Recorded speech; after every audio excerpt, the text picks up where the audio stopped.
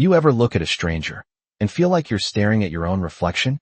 The question hit Ethan cold before the moment even made sense. Like something deep in his gut recognized the truth before his mind could catch up, because standing on a cold Manhattan sidewalk just past 8 p.m., with the city rushing around him in a blur of headlights and hurried footsteps, he saw them. 4 small figures huddled beneath a flickering streetlight, their thin jackets no match for the biting wind, their sneakers worn, their shoulders pressed together like they were trying to borrow warmth from each other. And for a second, he almost kept walking, because men like Ethan Cole didn't stop. Not for anything. Not for anyone. Not when you were worth over $300 million and every second of your life was scheduled down to the minute. Not when your phone was buzzing with board members waiting for your decision on a deal that could shift entire markets. But then one of the children lifted his head, just slightly, just enough for the light to catch his face, and everything inside Ethan stopped, his step freezing mid-stride, his breath catching somewhere between his chest and his throat, because the boy's eyes, those eyes, were his, the same deep hazel, the same sharp cut of the brow, the same unmistakable intensity, and before he could process that, another child turned, then another, and suddenly it wasn't one reflection, it was 4 identical faces staring out from the cold like fragments of a life he didn't remember living, his pulse spiking as logic tried to catch up, as his mind scrambled for explanations. Coincidence, illusion, trick of the light. But none of them stuck, because no coincidence looked like this. No coincidence mirrored him down to the smallest detail. And then he heard it, soft, almost swallowed by the wind, a small voice trembling. Mom, I'm cold. And that single word, Mom, cracked something open inside him that he didn't know was there, because these weren't just kids who looked like him. These were kids who belonged to someone. Kids who had a story. Kids who had been standing out here long enough for their fingers to turn red and their shoulders to shake. And still, for a brief, fragile second, Ethan hesitated. Because stepping into this moment meant stepping into something unknown, something messy, something that didn't fit. Into the clean, controlled world he had built. But then a sharp voice cut through the air, a nearby officer gesturing for the children to move along. Not unkind, but not gentle either. Just another reminder that the city didn't slow down for anyone. And that was the moment Ethan made a decision. Not a calculated one, not a strategic one, but something raw, something instinctive. As he shrugged off his tailored wool coat without thinking about its cost or its status, stepping off the polished path of his life and into theirs, the cold hitting him instantly as he crossed the few feet that suddenly felt like miles, his heart pounding louder with every step, until he was standing in front of them, close enough now to see every detail, every line, every feature that mirrored his own face in a way that was impossible to ignore, his voice coming out quieter than he expected, almost careful. Hey, you guys okay? And the children didn't answer right away, just stared, cautious, guarded, like they had learned not to trust strangers, especially ones dressed like him. But then the smallest one shifted, his sleeve pulling back just enough to reveal something on his wrist, something old, worn, faded by time, and Ethan's eyes dropped to it without meaning to, the world narrowing down to that single detail. A hospital bracelet, thin plastic, slightly cracked, the kind you'd expect to see in a file, not on the street, and then his name, his last name, etched into it in small, unmistakable print, Cole, and suddenly the air felt too thin, his chest tightening as 1,000 questions crashed into him at once, none of them with answers, his mind racing, his heartbeat loud in his ears, because this wasn't coincidence anymore. This was something else, something real, something buried, something that had been hidden from him. And just as the realization began to take shape, just as the weight of it started to settle, a voice cut in sharp and protective, "Stay away from my kids." And Ethan looked up, his breath catching again as he saw her, the woman stepping between him and the children like a wall, her posture firm despite the exhaustion in her eyes, her hand instinctively pulling them closer. And for a moment, everything stilled, the noise of the city fading into the background, leaving just the two of them standing there. Worlds apart yet somehow tied together by something neither of them could deny, and Ethan swallowed, his voice unsteady now, stripped of its usual confidence. "What? Do they look like me?" But she didn't answer. Not right away. just held his gaze with something unreadable, something heavy, something that felt like years of silence waiting to break. And in that silence, Ethan realized one thing with absolute certainty. This wasn't the beginning of a coincidence. This was the beginning of a truth someone had tried very hard to keep hidden. The woman did not move, not even an inch, as if the ground beneath her feet was the only thing keeping her steady.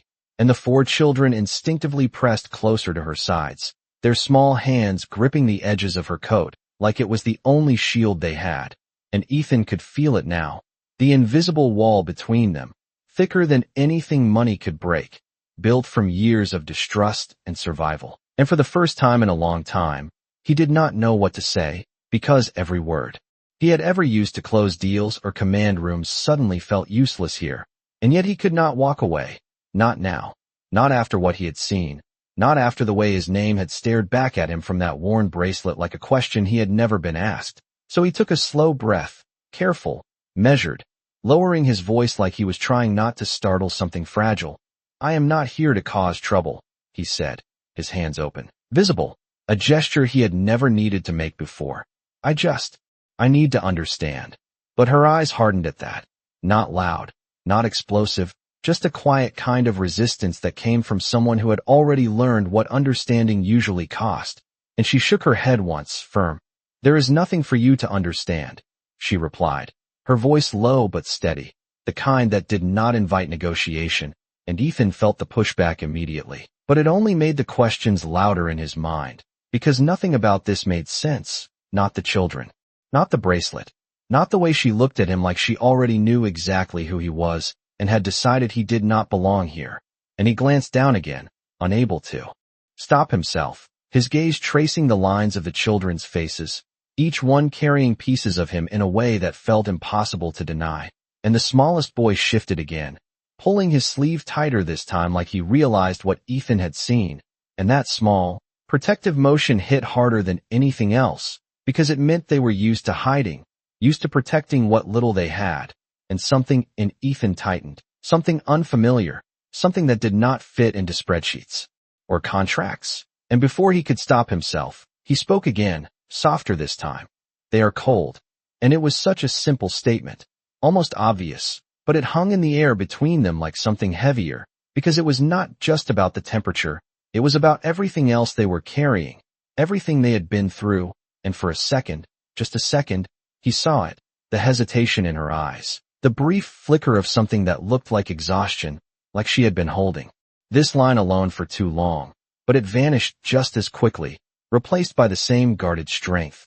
"We are fine," she said, even though the wind cut sharper at that moment, even though one of the children shivered against her side, and Ethan knew that answer was not the truth, not fully, but it was the only one she was willing to give, and he nodded slightly, not because he believed her, but because he understood what it meant to say you were fine when you were not. And he glanced over his shoulder briefly, the city still moving, still indifferent, cars passing, people walking, no one stopping, no one seeing what he was seeing. And when he turned back, his voice had changed, less like a man asking questions, and more like a man making a decision. "There is a cafe on the corner," he said, gesturing lightly with his hand. "It is warm. You can sit, get something to eat. No strings." And the last 2 words came out slower, deliberate, because he knew exactly how that offer would sound, how it always sounded coming from someone like him. And she studied him then, really studied him, her gaze moving from his face to his clothes to the absence of his coat and back again, measuring, calculating, trying to find the angle, the catch, the hidden cost. And Ethan held that gaze without flinching, not trying to convince her with words, just standing there, letting the moment sit. And behind her, one of the older children glanced toward the direction he had pointed, then back at her, a silent question passing between them. And that was when the balance shifted, just slightly, not enough to break the tension, but enough to change it. And she exhaled slowly, the sound almost lost in the wind, before finally speaking again. 10 minutes, she said, her voice still firm, still cautious. "We sit for 10 minutes, and then we leave." And it was not acceptance, not really, but it was not rejection either. And Ethan nodded once, respecting the boundary without pushing further. 10 minutes, he agreed.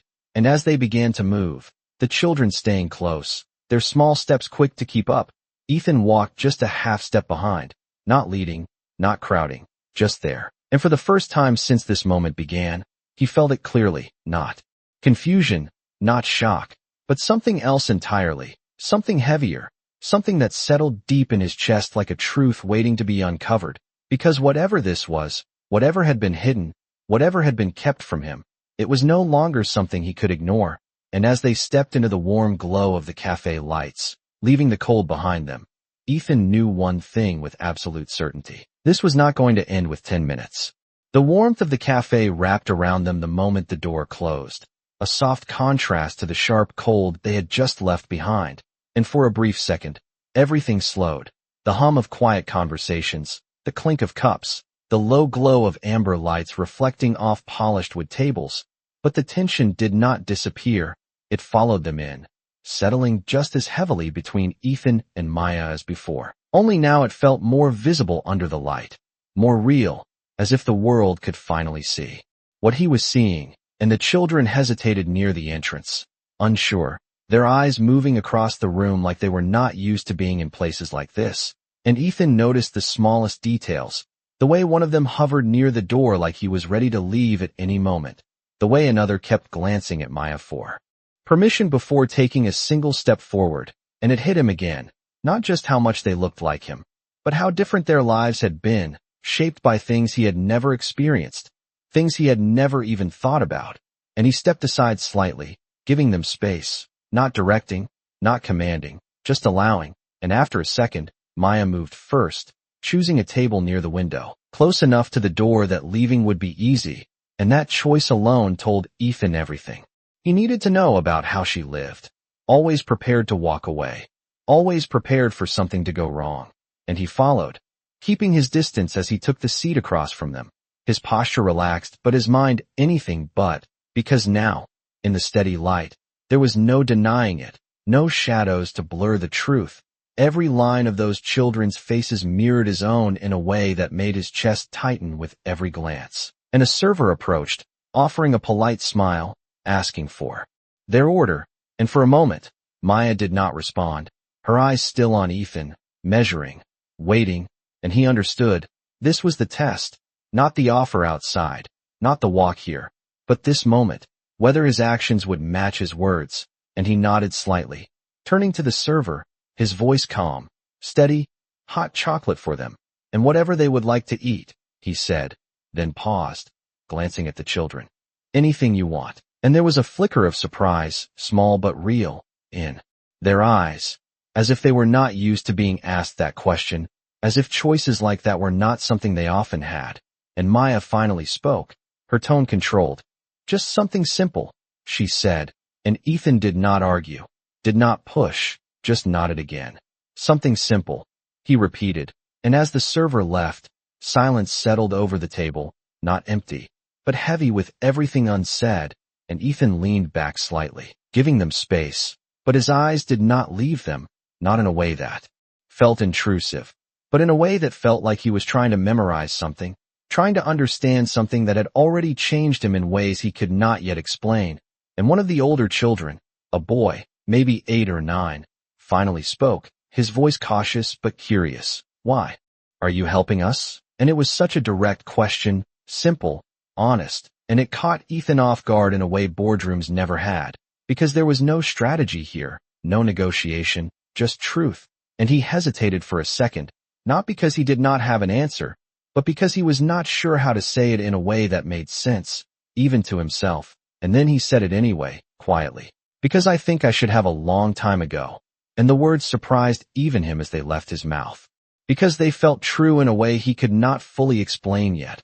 And Maya's gaze sharpened at that, her eyes narrowing slightly. You do not get to speak like that, she said, her voice low but firm, and Ethan nodded once, accepting the correction. Then help me understand how I should speak, he replied, and there was no arrogance in it, no challenge, just a simple request, and that seemed to shift something, just slightly, not enough to break her guard, but enough to create a crack. And the drinks arrived then, steam rising from the cups, the warmth reaching the children before the taste even could. And for the first time, Their attention moved away from Ethan, drawn instead to the simple comfort in front of them, and he watched as they wrapped their hands around the cups, their shoulders relaxing just a little, their breathing slowing, and something in his chest tightened again, because it was such a small thing, such a basic thing, and yet it felt like it mattered more than any deal he had ever closed, and his eyes drifted back to the smallest boy, to the bracelet, and this time he spoke more carefully, more deliberately. "That bracelet," he said, his voice soft. "Where did you get it?" And the room seemed to still again, the question landing heavier than anything else, and Maya's hand moved instinctively to the child's wrist, covering it, protecting it, and her eyes met Ethan's, steady, unflinching. "You already know the answer to that," she said, and Ethan felt it. Then, not confusion, not suspicion, but something deeper, something undeniable, like a door he had not even known existed was beginning to open, and whatever was on the other side, whatever truth had been hidden all this time, it was no longer something he could walk away from, not now, not ever.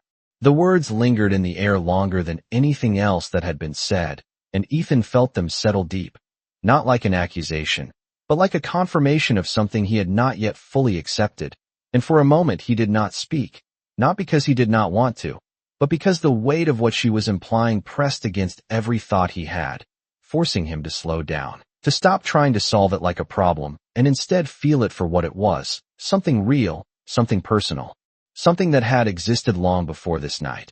And he leaned forward slightly, his voice quieter now, stripped of control and expectation. "Then tell me what I am missing," he said, not demanding, not insisting, just asking, and Maya held his gaze, her expression steady but not cold, just guarded in a way that came from experience, the kind that taught you to choose your words carefully, because once they were out, you could not take them back, and for a second it looked like she might refuse again, like she might shut the door completely and walk away from this moment the same way she had likely walked away from many others. But then one of the children shifted beside her, his small hand brushing against her arm, a quiet reminder of what was at stake. And that was when something changed, subtle but undeniable, as she exhaled slowly and looked down at the table before speaking.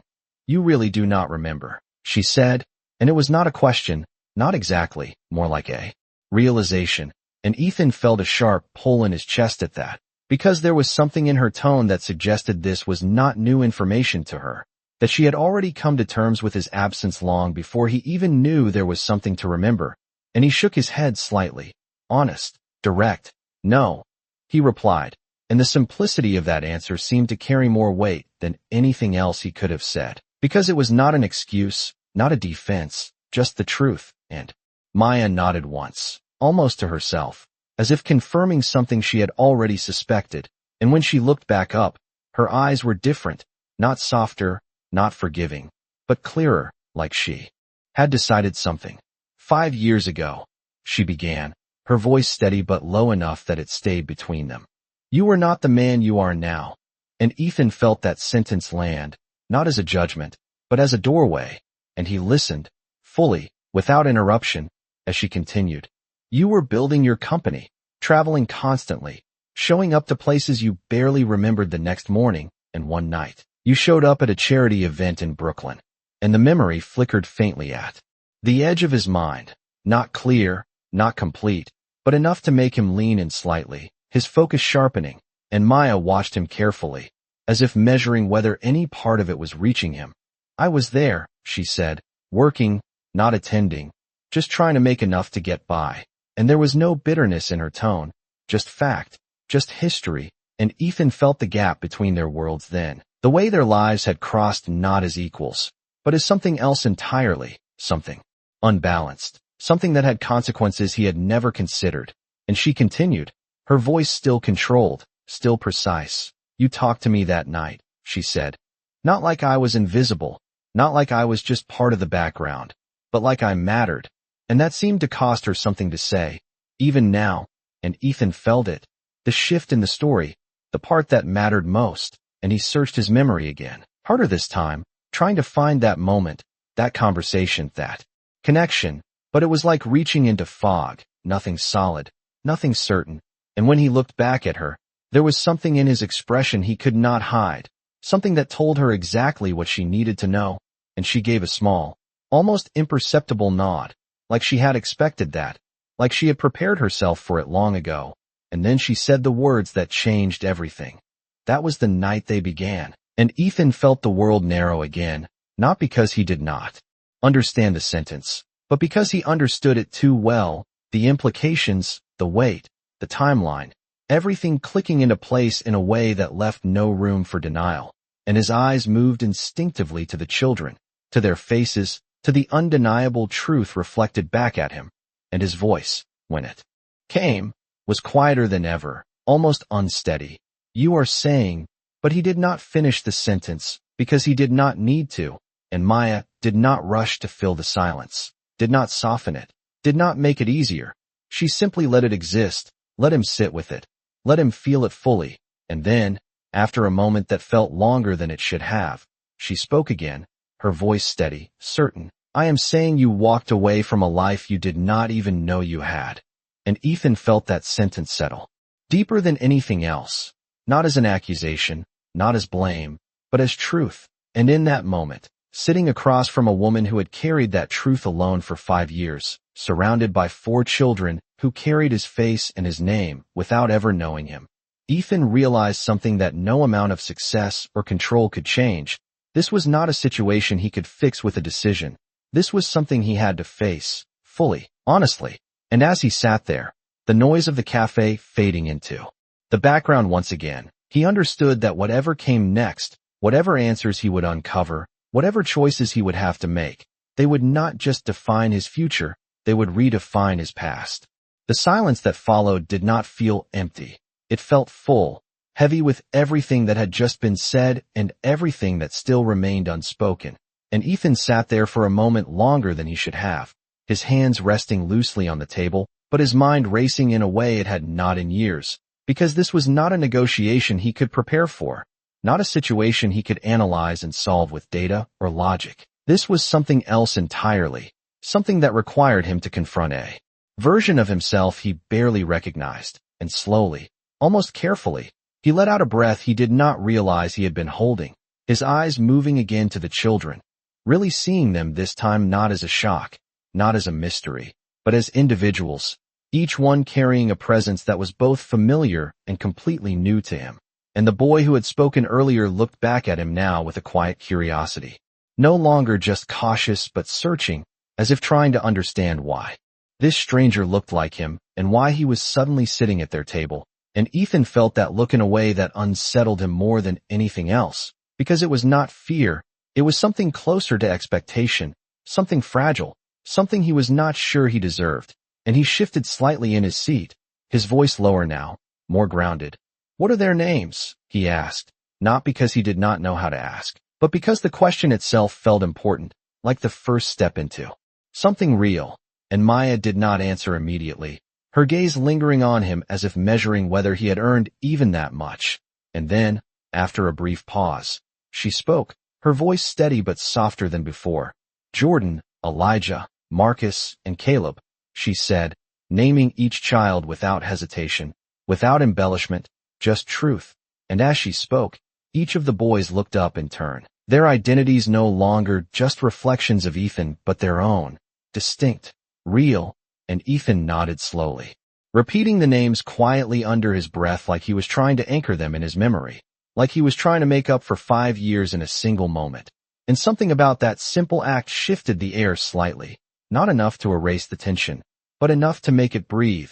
And the food arrived then, plates set gently on the table, the warmth rising up in soft waves, and for a second, the conversation paused as the children focused on the simple reality in front of them, something tangible, something immediate. And Ethan watched as they hesitated again, waiting, not for him, but for Maya, and she gave a small nod, barely noticeable. And that was all it took, their hands moving carefully, their movements controlled like they were used to making things last. And Ethan felt it again, that unfamiliar weight, not guilt exactly, but something close, something that made him aware of every choice he had made and every moment he had not been present for. And he leaned back, slightly, giving them space, letting them have this moment without interruption. But his eyes kept returning to the bracelet, to the detail that had started all of this. And after a moment, he spoke again, more directly this time. Why did no one tell me? And the question came out sharper than he intended, not directed at her, not accusing, but driven by the sudden realization that something larger had been at play, something beyond a single moment or a single decision. And Maya's expression changed at that, not defensive, not surprised, just tired in a way that suggested this question had been asked before, if not out loud then at least in silence. And she set her cup down slowly before answering. Because someone made sure you would not know, she said, her voice calm but carrying a weight that shifted the entire conversation, and Ethan felt it immediately, the implication cutting through everything else, because this was no longer just about what he did or did not remember.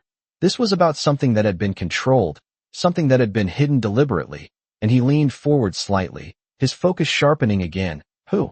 He asked, and this time there was no hesitation in his voice, no uncertainty, just a clear, direct question, and Maya held his gaze for a long moment before responding, as if deciding whether to open a door that could not be closed again.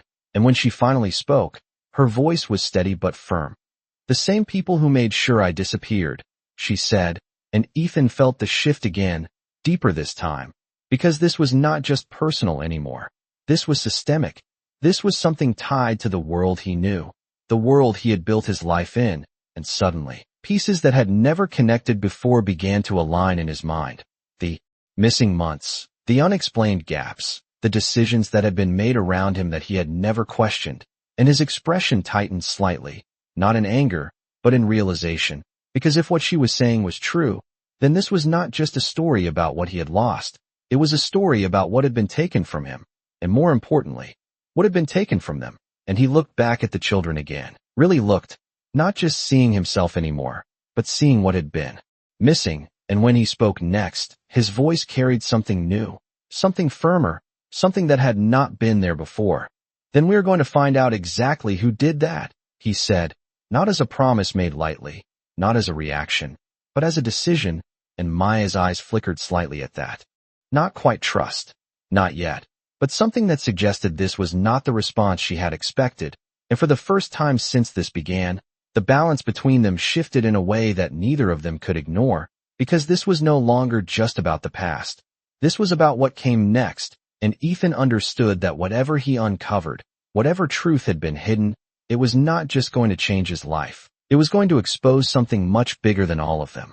The decision hung in the air like something solid, something that could not be taken back, and for a moment no one spoke, not because there was nothing to say, but because everything had changed in a way that none of them were fully prepared for, and Ethan felt it settle into him, not as a rush of emotion, but as a quiet, steady shift, like a line had been crossed, and there was no returning to who he was just an hour ago. And he reached into his pocket slowly, pulling out his phone, the familiar weight of it grounding him in a world he understood, a world where answers could be found, where problems could be traced and solved.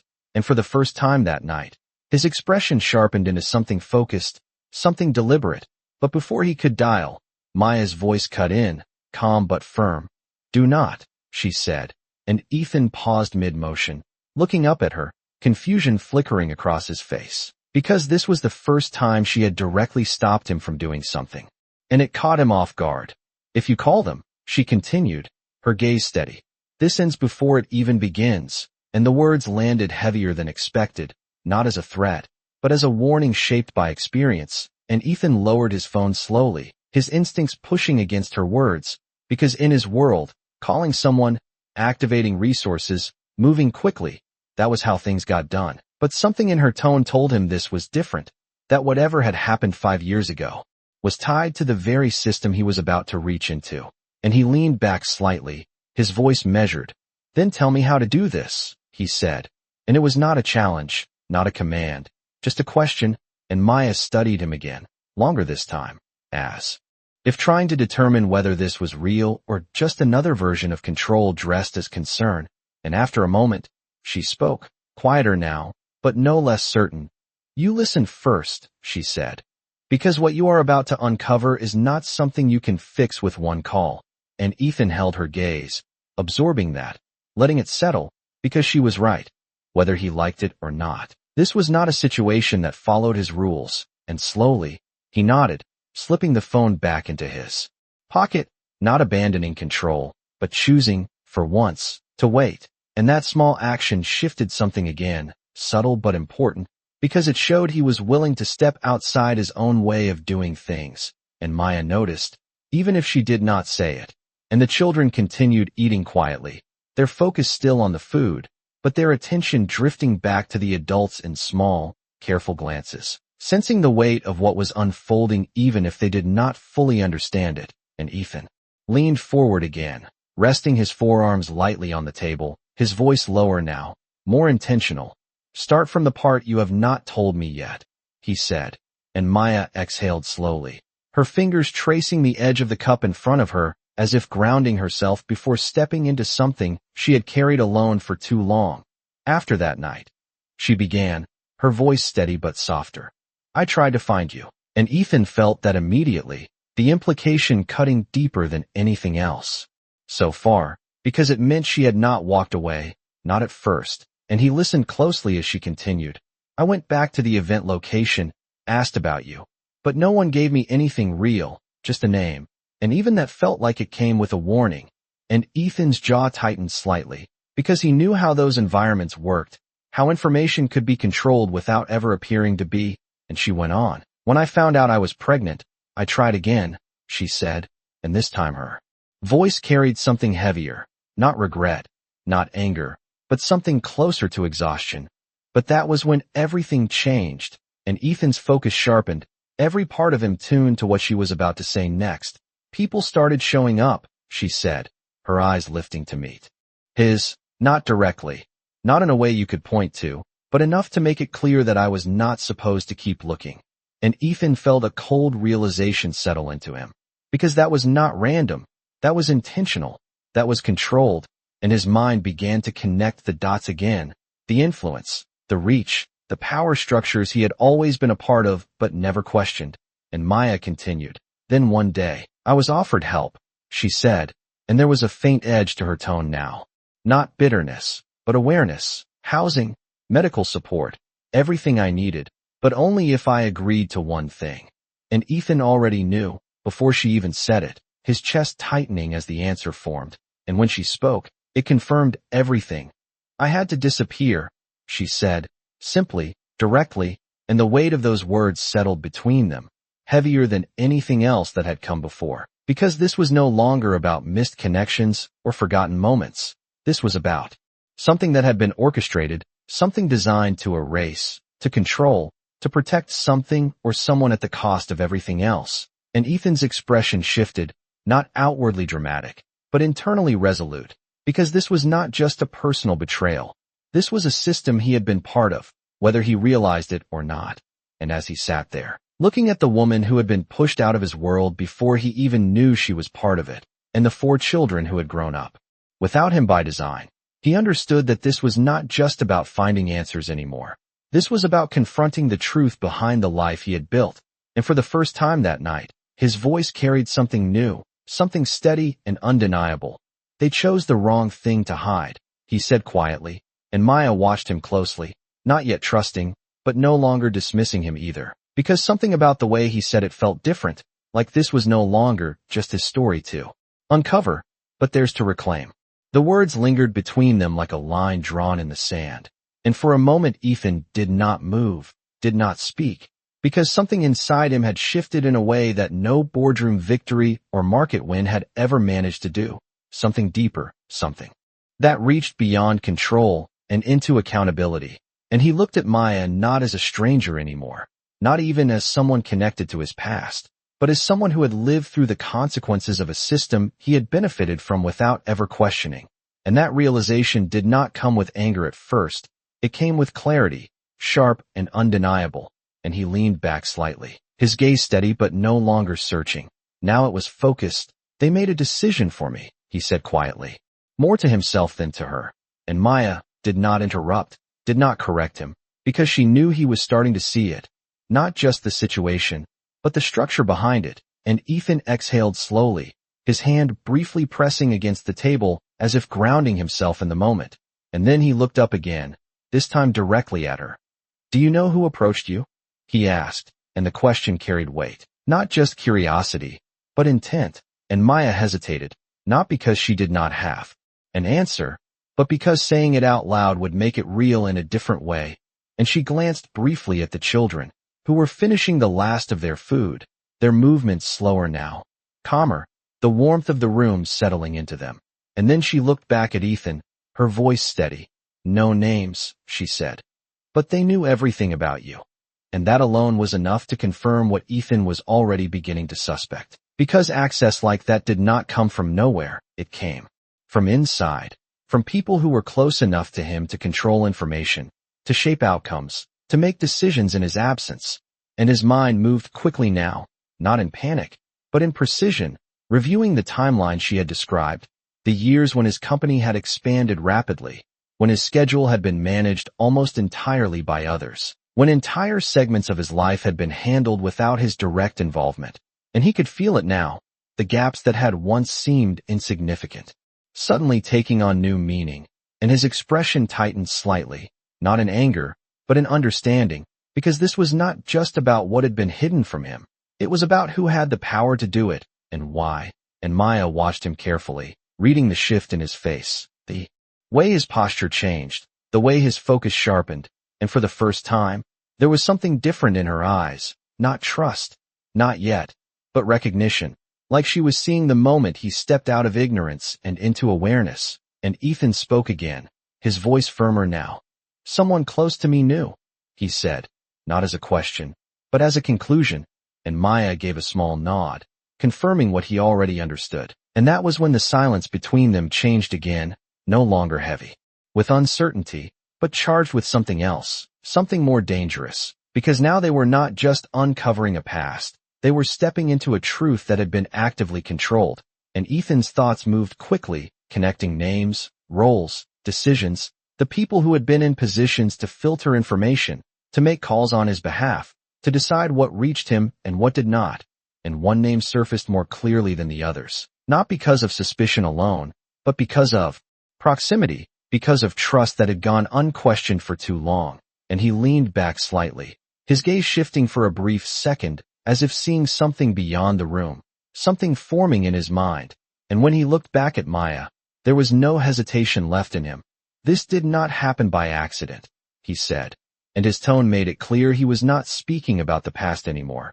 He was speaking about what came next. And Maya studied him, measuring the certainty in his voice, the way he no longer sounded like a man trying to understand, but like a man preparing to act. And she crossed her arms lightly, not defensive, but grounded.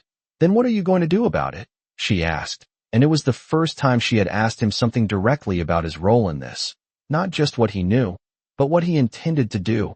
And Ethan did not answer immediately, not because he did not have one, but because he understood the weight of that question, because whatever he said now would not just be words, it would define what kind of man he was going to be from this moment forward. And he glanced at the children again, at the way they sat there, no longer shivering, no longer guarded in the same way, but still watching, still waiting. And he felt it again, that pull, not obligation, not duty, but something more personal, something that made this more than a situation to resolve. And when he finally spoke, his voice was calm, steady, and certain. "I am going to start by finding out who decided they had the right to erase you," he said, his eyes meeting hers without hesitation. "And then I am going to make sure they never get to do that to anyone again." And the words settled into the space between them, not loud, not dramatic, but heavy with intent. And Maya held his gaze, searching for any sign that this was just another promise that would fade with time. But what she saw instead was something different, something that did not match the man she had expected him to be. And for the first time since he had sat down at that table, the distance between them felt just a little bit smaller, not gone, not resolved, but shifting. Because this was no longer just about what had been done to them. It was about what he was willing to do now that he finally knew. The air between them did not settle after his words. It sharpened, like something invisible had just shifted direction, and Ethan felt it immediately, not as resistance, but as consequence. Because saying something like that was easy compared to what it would actually take to follow through. And for the first time that night, he was not just reacting, He was stepping into something that would reach far beyond this table, beyond this moment, into a world he thought he fully understood, and Maya did not respond right away, her eyes holding his, searching not for confidence but for consistency, because she had heard promises before, maybe not from him, but from people like him, people with power, people with access, people who believed they could fix things they barely understood. And when she finally spoke, her voice was calm, but there was a quiet weight behind it. "You do not know what you are walking into," she said. And Ethan nodded slightly, not in agreement, but in acknowledgement. Because she was right, he did not know everything yet, but he knew enough to understand that this was not random, enough to know that the system he had trusted had made decisions without him, and enough to realize that ignoring it now would make him part of the same silence that had kept her and the children invisible for 5 years. And he leaned forward slightly, his voice steady. "Then I will learn," he said, and there was no hesitation in it, no attempt to soften the reality of what that meant, just a clear acceptance that whatever came next would not be simple. And Maya watched him carefully, her expression unreadable for a moment, and then she looked down briefly, her fingers brushing lightly against the edge of the table, a small, grounding motion, before she spoke again. "They did not just make me disappear," she said, her voice quieter now, more personal. "They made sure no one would believe me if I ever tried to come back." And Ethan felt that differently than everything else she had said so far, because it was not just about control, it was about isolation, about removing not just her presence, but her voice. And his jaw tightened slightly as he processed that. Because that level of precision, that level of intention, it did not come from outsiders. It came from people who understood influence, reputation, perception, people who knew how to shape a narrative without ever making it visible. And he leaned back slightly, his gaze shifting for a brief second as he considered the implications, the connections forming more clearly now. And when he looked back at her, there was something sharper in his expression, something more focused. "They controlled the story," he said, and Maya gave a small nod, confirming it without needing to elaborate. And that was when Ethan understood the next layer of what he was facing. This was not just about uncovering facts. It was about confronting a version of reality that had been constructed around him, one that had kept him moving forward without ever questioning what had been left behind. And the realization settled into him with a quiet intensity, not overwhelming, but steady. And he spoke again, this time more carefully. "What happened after that?" he asked, and Maya took a breath, slower this time, as if deciding how much more to give, how much more to open. And then she answered. "I raised them," she said simply, and those 3 words carried more weight than anything else in the room, because they held years of effort, struggle, resilience, all compressed into a single statement. And Ethan felt it, not as a story, but as something real, something that had happened every single day while he was living a life that never intersected with theirs. And she continued, her voice steady but quieter. "I worked wherever I could, moved when I had to, kept them safe, kept them fed, and made sure they knew they were enough, even without you." And there was no accusation in that last part, no bitterness, just truth, and that made it land even harder, because it was not designed to hurt him. It was simply what had been. And Ethan looked at the children again, really looked, not just at their faces, but at the way they carried themselves, the quiet awareness in their movements, the way they stayed close to her, the way they watched everything without drawing attention. And he understood something then, something that did not come from logic but from observation. These were not just children who had grown up without him. These were children who had learned how to navigate a world that did not make space for them. And that realization shifted something inside him again, deeper this time, because it was no longer just about what he had lost. It was about what they had lived through. And he exhaled slowly, his hand resting lightly against the table as he grounded himself in that understanding. And when he spoke again, his voice carried something new, something quieter but stronger. "I cannot change the past," he said, and Maya's eyes flickered slightly at that, not surprised, but attentive, because she had been waiting to hear how he would frame this, whether he would try to fix what was already done or avoid it entirely. And Ethan continued, his gaze steady. "But I am not going to pretend it did not happen." And the words settled between them, not as a solution, but as a foundation, something real, something that could not be undone but could be acknowledged. And Maya studied him for a long moment, her expression still guarded. But there was something else there now, something quieter, something that suggested she was listening differently, and the children, now finished with their food, sat back slightly, their attention shifting once more to the conversation, sensing that something important was unfolding even if they could not fully understand it. And Ethan glanced at them again, then back at her, his voice steady. "If I am going to do this right," he said, "then I need to know everything." And Maya held his gaze, the weight of that request settling into the space between them, because everything was not just a story, it was a history, a series of choices and consequences that could not be simplified. And after a moment, she gave a small nod, not full agreement, not yet, but enough to signal that the door was no longer closed. And in that quiet shift, something changed again, because this was no longer just a conversation about the past. It was the beginning of something that would force both of them to face it together. The quiet understanding between them did not erase the weight of what had been said. It only made the next step unavoidable, and Ethan felt it settle into him as something steady and irreversible, like a door had opened and there was no closing it again. And for a moment he simply sat there, his gaze shifting from Maya to the children and back again, grounding himself in the reality of what was now in front of him. Because this was no longer abstract, no longer something hidden in the past. It was here, tangible, undeniable, and it was his responsibility whether he had chosen it or not.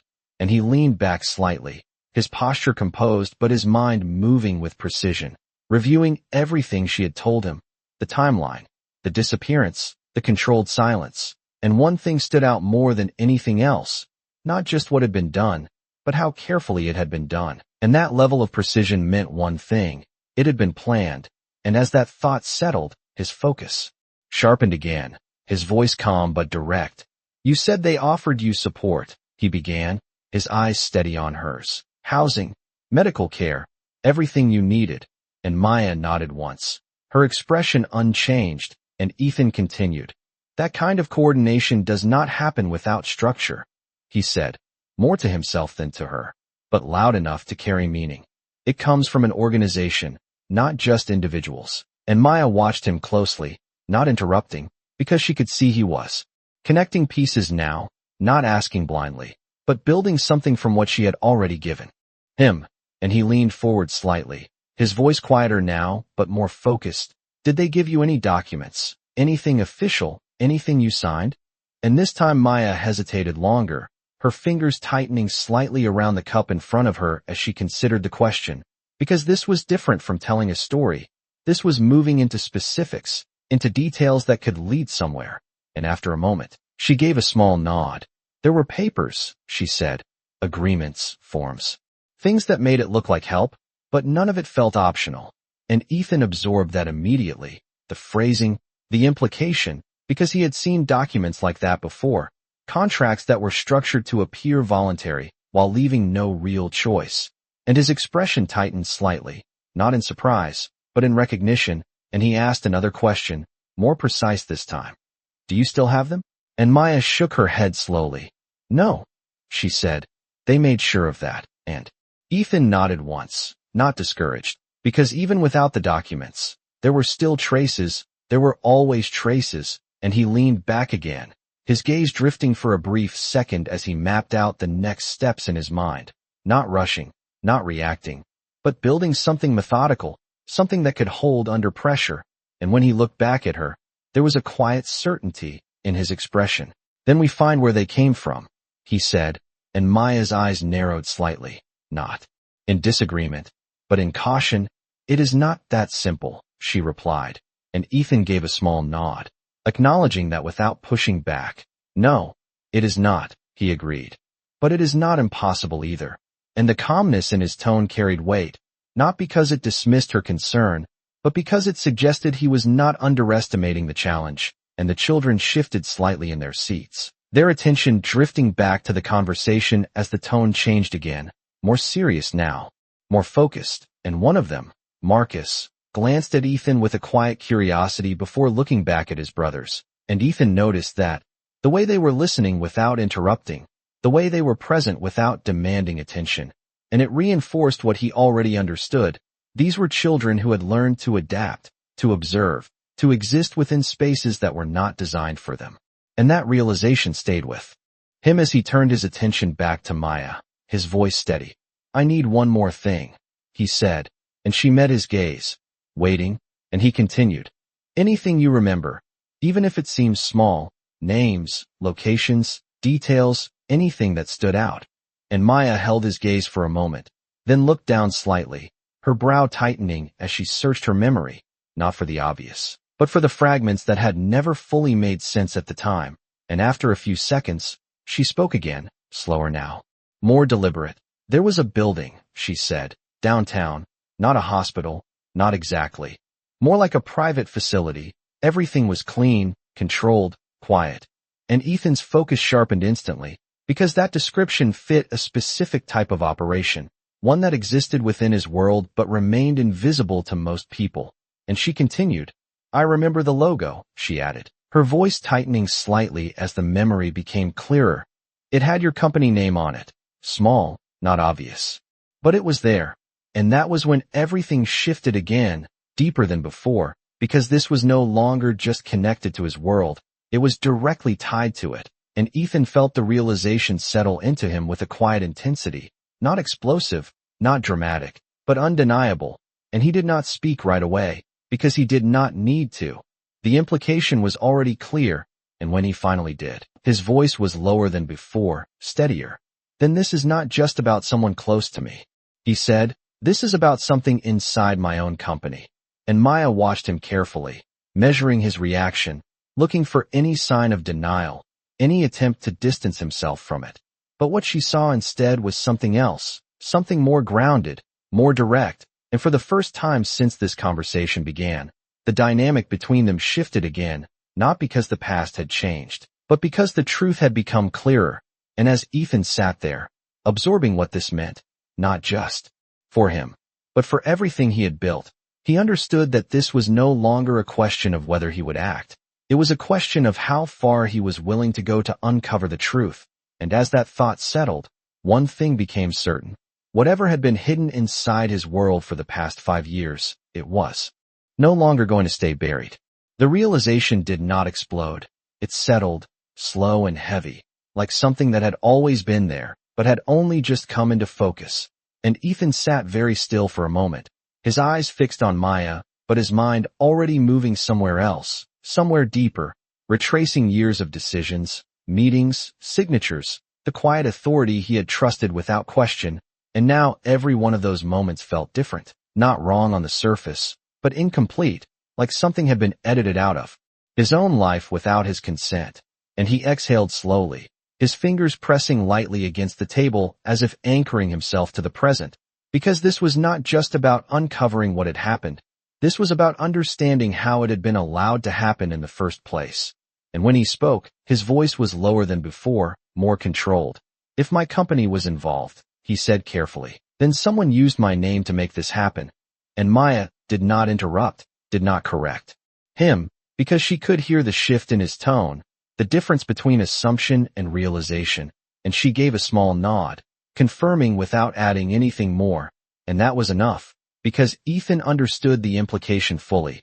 This was not an external force. This was internal, structured, protected, and his jaw tightened slightly, not out of anger alone, but out of clarity, because he knew exactly what that meant. It meant layers, approvals, systems designed to operate without oversight when necessary, systems he had built for efficiency, for scale, never imagining they could be used like this. And he leaned back slightly, his gaze drifting for a brief second as he pieced together the only logical path forward, not impulsive, not emotional, but precise. And when he looked back at Maya, his expression had changed again, less reactive, more strategic.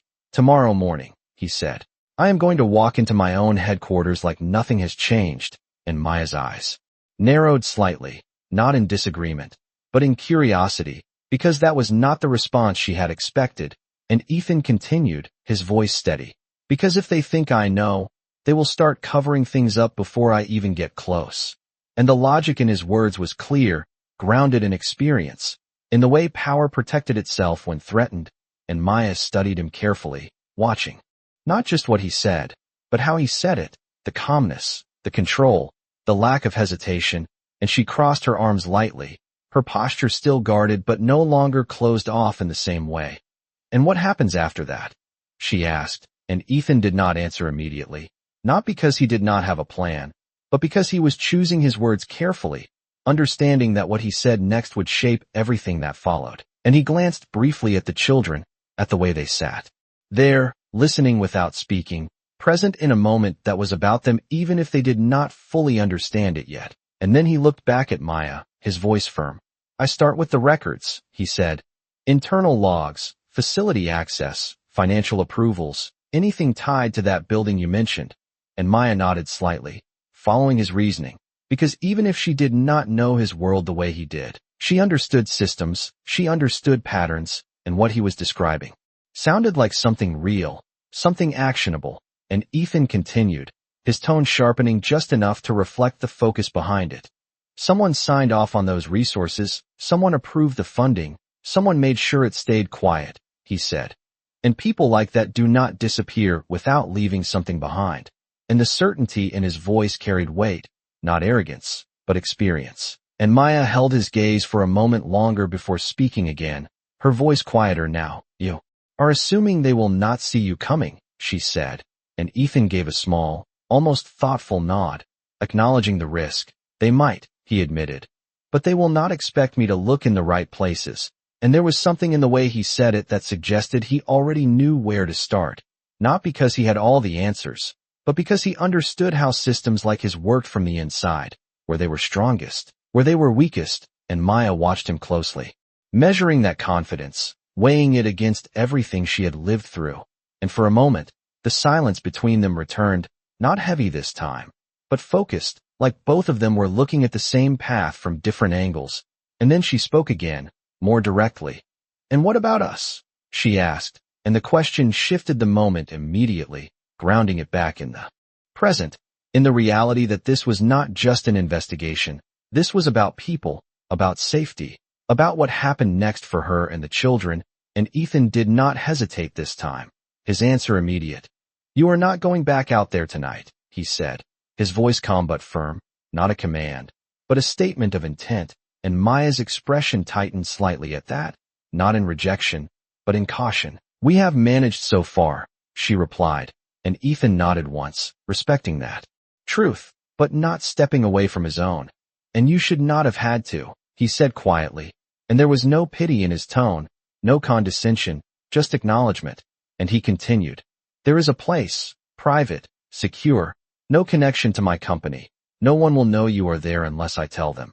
And Maya held his gaze, searching for the angle, the hidden cost, the reason behind the offer. But what she found instead was something simpler, something steadier, and she hesitated for a moment. Not because she did not want to accept, but because accepting meant trusting him, even just a little, and that was not something she had done in a long time. And the children looked between them, sensing the shift again, the decision forming, and after a long pause, Maya exhaled slowly, her shoulders lowering just slightly as she spoke. "One night," she said, her voice firm but not closed. "We stay one night." And Ethan nodded without hesitation. "One night?" He agreed.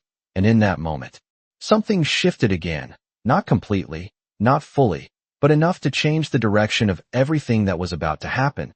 Because this was no longer just a conversation about the past. This was the beginning of action.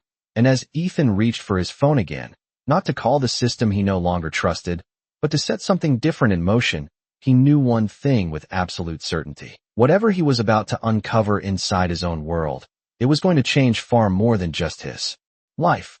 The decision had been made, but the weight of it did not disappear. It followed them out of the cafe and into the quiet night, where the city felt different now, less distant, more watchful, as if something unseen had begun to shift beneath its surface. And Ethan walked beside them, not ahead, not behind, just close enough to be present without imposing. His coat now wrapped around the smallest boy, the fabric oversized but warm, and he noticed the way the child held onto it, not like something temporary, but like something that mattered, and that detail stayed with him as they moved down the sidewalk, the rhythm of their steps slower than the pace he was used to, but steady, grounded. And when they reached the car, a black sedan waiting quietly at the curb, The driver stepped out immediately, opening the door without a word, his posture respectful but attentive, and Ethan gave a small nod, acknowledging him without explanation, because there were no explanations to give, not yet, and Maya paused for a moment before getting in, her eyes scanning the car, the street, the surroundings, not out of fear, but out of habit, the kind that came from years of needing to stay aware, and Ethan noticed that too. The way she never fully relaxed, the way every environment was. Something to be assessed before accepted, and he did not rush her, did not push, just waited, and after a second, she stepped inside, the children following closely, their movements quiet but curious, and Ethan entered last, the door closing softly behind him as the car pulled away from the curb, and for a few moments, no one spoke, the sound of the city fading into the background as they moved through it, the lights passing by in a steady blur, and Ethan leaned back slightly, his gaze forward, but his thoughts already shifting to what came next, because now that the immediate moment had been handled, now that they were no longer out in the cold, the reality of what he had set in motion began to take shape more clearly, and it was not simple, not contained. It was something that would reach into every part of his life, his company, his past, and the people he had trusted without question, and he turned his head slightly, looking at Maya, his voice calm but intentional. The place is about 15 minutes away, he said, not as information, but as reassurance, and she gave a small nod, acknowledging without responding, her attention shifting briefly to the children, making sure they were settled, that they were comfortable, and Ethan watched that interaction quietly, the way she checked on each of them without needing to say much, the way they responded to her with small, subtle movements, and it reinforced what he had already seen. This was not just a family.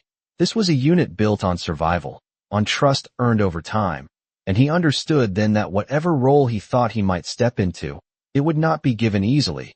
It would have to be earned, and that realization did not discourage him. It grounded him, because for the first time, he was not approaching something with the expectation of control, but with the understanding of responsibility, and the car turned onto a quieter street, the buildings changing from busy storefronts to more private structures, the noise of the city softening into something more distant, and when they finally stopped, the driver stepped out again, opening the door, revealing a discreet building with no visible signage, just a simple entrance, clean, secure, and unremarkable to anyone passing by, and Ethan stepped out first this time, turning slightly as he offered a hand, not insisting, just there, and Maya hesitated for a brief second before taking it, not as acceptance, but as acknowledgement, and together they moved inside, the lobby quiet, softly lit, the air warm but not overwhelming, and a man behind the desk looked up, recognizing Ethan immediately, but saying nothing beyond a respectful greeting, because this place operated on discretion, on the understanding that some things were not meant to be questioned, and Ethan spoke quietly, giving instructions that were simple but clear, ensuring everything was prepared, that there were no connections, no records that could be traced back easily, and within minutes, they were led to a private suite, the space clean, comfortable, designed to feel temporary but safe, and the children stepped inside slowly, their eyes moving across the room, taking in the unfamiliar environment, and Ethan watched them, not intruding, just observing, and then he turned to Maya, his voice steady. "You will be safe here," he said, not as a promise made lightly, but as something he intended to make true, and she held his gaze for a moment, searching, measuring, and then gave a small nod, not fully trusting, not yet, but no longer resisting either, and the silence that followed was different, not heavy, not tense, but transitional, like they had moved from one phase into another, and Ethan stepped back slightly, giving them space, understanding that this moment was not about him, that whatever came next would take time, and as he reached for the door, preparing to leave, his phone vibrated in his pocket, the sound subtle but sharp in the quiet room, and for a second, he hesitated, because something about it felt different, and when he pulled it out, the screen lit up with a name he knew too well, someone who had been at the center of his operations for years, someone who had managed more than just schedules and meetings, and as Ethan stared at the name, a quiet realization settled in. This was not coincidence, this was timing, and whatever had been hidden was already starting to move, and as he looked up from the phone, His expression calm but focused. He understood that the next step was no longer just about finding the truth. It was about confronting it directly, and this time, he was not going to be kept in the dark. The name on the screen did not just belong to someone in his company. It belonged to the person who had been closest to the center of everything for years, Daniel Reeves, his chief operations officer. The man who had managed expansion, logistics, internal approvals. The man Ethan had trusted to execute decisions when he was not in the room. And for a moment Ethan did not answer, not because he was unsure, but because he understood exactly what answering meant, and the phone continued to vibrate. In his hand, steady, persistent, like it knew this was not a call that could be ignored, and he glanced once at Maya, at the quiet awareness in her eyes, and then back at the screen before finally pressing accept, lifting the phone to his ear, his voice calm, controlled. "Daniel," he said, and there was no greeting on the other end, just a brief pause before the familiar voice responded, smooth, measured. "Ethan, I was just about to reach out to you." And something in the tone was different. Not obvious, not enough to raise suspicion on its own, but enough to confirm what Ethan was already beginning to feel, that this was not coincidence. This was awareness, and Ethan leaned slightly against the doorframe, his posture relaxed but his focus sharp. "Then you saved me the trouble," he replied evenly, and Daniel continued without hesitation. "There are a few internal matters that need your attention first thing in the morning," he said. "Some discrepancies in facility usage reports, nothing urgent, but I thought it would be best to address them directly." And Ethan's eyes narrowed slightly, just enough to register the shift, because the timing was too precise, too aligned with what he had just learned, and he understood immediately. This was not a routine update. This was positioning, and he let a small pause settle before responding. "I will be there," he said simply, and Daniel's voice remained steady. "Good. I will have everything prepared." And the call ended just as smoothly as it had begun, leaving behind a silence that felt heavier than before, and Ethan lowered the phone slowly, his expression unchanged on the surface, but beneath it something had locked into place, something firm, something deliberate, and he stepped fully into the room, closing the door behind him as he turned back toward Maya, who had not moved, her gaze fixed on him as if she already understood that something had shifted. "He knows something," she said quietly, not as a guess, but as a conclusion, and Ethan nodded once. "He does," he replied, his voice calm but certain. "Maybe not everything, but enough to start moving." And Maya crossed her arms lightly, her posture grounded. "Then you are walking into this tomorrow already being watched," she said, and Ethan met her. Now, more relaxed, but still aware, still grounded in a sense of caution that had not fully left them. And she looked back at Ethan, her expression serious. "You are not just uncovering a mistake," she said. "You are uncovering something they protected for years." And Ethan nodded, acknowledging the weight of that. "Which means they had a reason," he said. And for a moment neither of them spoke, because that question, the reason behind it all, was the one thing neither of them had fully answered yet. And Ethan reached for his phone again, not to call, but to open it, his fingers moving with precision as he accessed a secure system, something separate from his company network, something he had maintained for situations that required discretion. And Maya watched him, not interrupting, but observing, because this was the first time she was seeing him operate within his own world, not as an outsider, but as someone who understood its structure from the inside. And Ethan typed quickly, pulling up internal maps, facility data, access logs that were not part of the standard reports. And as the information loaded, his eyes scanned the details with focus, not rushing, not guessing, but analyzing, and after a moment, he stopped, his gaze fixing on a specific entry, and his expression shifted slightly, not outwardly dramatic, but enough for Maya to notice. "What is it?" she asked, and Ethan turned the screen slightly, just enough for her to see the location, the timestamp. "The pattern, that building you mentioned," he said, his voice lower now, more deliberate.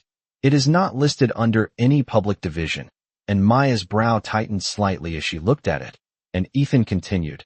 "It is categorized under a private research initiative, one that was never disclosed in any of our external reports." And the implications settled immediately, because this was not just hidden, it was deliberately concealed within the structure of his own company. And Maya looked back at him, her expression steady but sharper now. So they built a place to make people disappear, she said quietly, and Ethan did not correct her, did not soften the statement, because based on what he was seeing, there was no simpler way to describe it, and he held her gaze for a moment before speaking again, his voice calm but firm. "Tomorrow, I find out who approved it," he said, and the certainty in his tone left no room for doubt. And as the room fell quiet again, the children settling into a space that felt safe for the first time in a long while, Ethan understood that this was no longer just about uncovering the truth. It was about confronting a system he had unknowingly been part of, and this time, he was not going to look away. Morning did not arrive gently. It arrived with clarity, sharp and unavoidable, and Ethan stood at the floor-to-ceiling window of his office overlooking Manhattan, the city stretching out beneath him like a system he had once believed he understood completely. But now every building, every street, every movement felt different, because somewhere within that structure was a truth that had been hidden from him for 5 years. And today was the day he stopped being part of that silence. And as he adjusted his cuffs slightly, his reflection staring back at him with the same composure he had carried into every high-stakes meeting of his career, he realized something had changed, not in how he looked, but in what he was willing to see. And when he turned, the office doors opened right on schedule, Daniel Reeves stepping inside with the same calm confidence he had always carried, tablet in hand, posture precise, controlled. "Good morning, Ethan," he said smoothly, placing the tablet on the desk. "I have the reports ready." And for a moment, everything appeared normal, the routine intact, the roles unchanged. But beneath it, something else was moving, something both of them were aware of even if neither acknowledged it directly. And Ethan walked past him slowly, not rushing, not confronting, just taking his seat with deliberate calm, his gaze lifting to meet Daniel's as he spoke. "Let us start with the private facility downtown." And the shift was immediate, subtle but undeniable. Daniel's hand pausing for just a fraction of a second before he recovered, his expression unchanged but his eyes sharpening slightly. "I am not sure which facility you are referring to," he replied, his tone measured, professional, and Ethan leaned back slightly, his fingers resting lightly on the arm of the chair. "The one categorized under the research initiative that does not exist in any public record," he said, his voice calm but precise, and the silence that followed was different, no longer routine, no longer neutral. It was the kind of silence that revealed more than words ever could. And Daniel exhaled slowly, setting the tablet down as he met Ethan's gaze fully this time, the practiced distance in his expression replaced by something more direct, more calculating. "You were not supposed to find that," he said quietly, and Ethan held his gaze without hesitation. "No," he replied, "I was not." And the truth of that hung between them, not as a surprise, but as confirmation. And Daniel straightened slightly, his posture shifting as if he was stepping into a different role now, one that did not rely on routine or deflection. "There are decisions that have to be made at a certain level," he said, "decisions that protect the company, protect you." And Ethan's expression did not change, but something in his eyes sharpened. "By erasing people?" he asked, and the question was not loud, not aggressive, but it cut through everything else with precision, and Daniel did not look away. "By managing risk," he replied, his tone steady, and that was when Ethan understood fully, not just what had been done, but how it had been justified, not as something malicious, but as something necessary, something acceptable within a system that valued control above all else. And he leaned forward slightly, his voice lower now, more deliberate. "You made that decision for me," he said, and Daniel held his gaze. "You were not in a position to make it yourself," he replied, "and for a